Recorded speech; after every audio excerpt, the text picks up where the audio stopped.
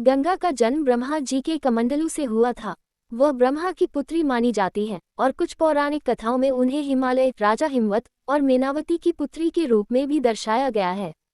स्वर्ग में गंगा पवित्रतम नदी के रूप में निवास करती थी।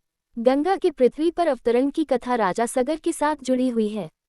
राजा सगर इक्ष्वाकु वंश के महान राजा थे। उन्होंने एक बार अश्वमेध यज्ञ किया, जो उनकी शक्ति और राज्य की सीमा का प्रतीक था। इस यज्ञ के अंतर्गत एक घोड़े को मुक्त कर दिया गया, जिसका अनुसरण राजा सगर के 60,000 पुत्रों ने किया। जब राजा सगर को ये घटना पता चली, तो उन्होंने अपने वंश को मुक्ति दिलाने का उपाय जानने की कोशिश की। कई पीढ़ियों के बाद राजा भागीरथ ने कठोर तपस्या की और भगवान शिव को प्रसन्न किया। शिवजी ने भागीरथ की तपस्या से प्रसन्न होकर गंगा को पृथ्वी पर अवतरित होने के लिए कहा। लेकिन गंगा का वेग इतना तीव्र था कि यदि वह सीधे पृथ्वी पर आती तो सब कुछ नष्ट हो जाता।